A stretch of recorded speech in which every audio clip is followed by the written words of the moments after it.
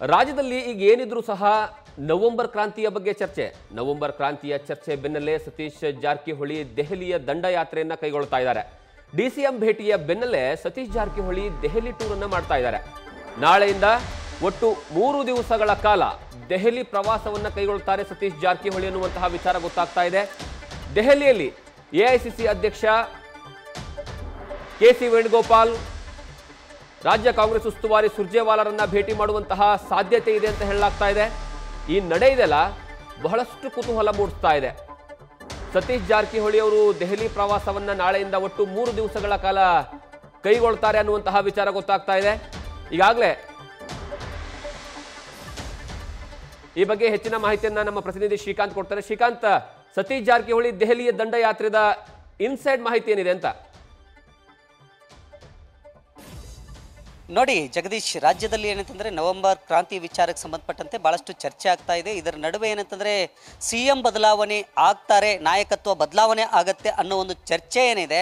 ಆ ಚರ್ಚೆಯ ನಡುವೆ ಏನಂತಂದರೆ ಬೆಳಗಾವಿಯ ಸಾಹುಕಾರ್ ಸತೀಶ್ ಜಾರಕಿಹೊಳಿ ಏನಂತಂದರೆ ನಾಳೆಯಿಂದ ದೆಹಲಿ ಪ್ರವಾಸವನ್ನು ಕೈಗೊಂಡಿರುವಂಥದ್ದು ಭಾಳಷ್ಟು ಏನಂತಂದರೆ ಕುತೂಹಲಕ್ಕೆ ಕಾರಣ ಆಗಿರುವಂಥದ್ದು. ಯಾಕಂದರೆ ಸತೀಶ್ ಜಾರಕಿಹೊಳಿ ನಾಳೆ ಕೆಲವು ಶಾಸಕರ ಜೊತೆ ಸೇರಿಕೊಂಡು ಏನಂತಂದರೆ ದೆಹಲಿ ಯಾತ್ರೆಯನ್ನು ಮಾಡ್ತಾರೆ ಅನ್ನೋ ಒಂದು ಮಾಹಿತಿ ಲಭ್ಯವಾಗಿರುವಂಥದ್ದು. ಹಾಗಾಗಿ ಸಹಜವಾಗಿ ಏನಂತಂದರೆ ಇಂಥ ನಾಯಕತ್ವ ಬದಲಾವಣೆ ವಿಚಾರಕ್ಕೆ ಸಂಬಂಧಪಟ್ಟಂತೆ ರಾಜ್ಯದಲ್ಲಿ ಭಾಳಷ್ಟು ದೊಡ್ಡ ಪ್ರಮಾಣದಲ್ಲಿ ಚರ್ಚೆ ನಡೀತಾ ಇರುವಂಥ ಸಂದರ್ಭದಲ್ಲಿ ಸತೀಶ್ ಜಾರಕಿಹೊಳಿ ದೆಹಲಿಗೆ ಹೋಗ್ತಾರೆ ಅಂತಂದರೆ ಅದು ಎಲ್ಲೋ ಒಂದು ಕಡೆ ಏನಂತಂದರೆ ವಿಶೇಷವಾಗಿರುತ್ತೆ.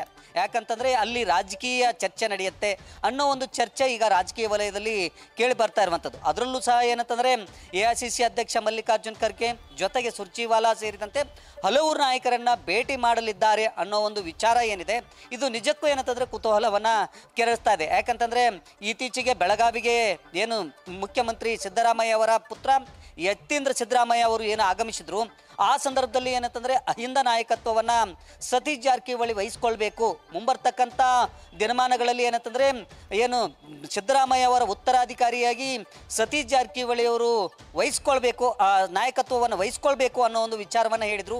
ಆ ವಿಚಾರ ಚರ್ಚೆ ಆಗ್ತಕ್ಕಂಥ ಸಂದರ್ಭದಲ್ಲಿ ಈಗ ನವೆಂಬರ್ ಕ್ರಾಂತಿ ವಿಚಾರ ಏನಿದೆ ಅದು ಸಹ ಏನಂತಂದರೆ ಭಾಳಷ್ಟು ಸದ್ದು ಮಾಡ್ತಾ ಇದೆ.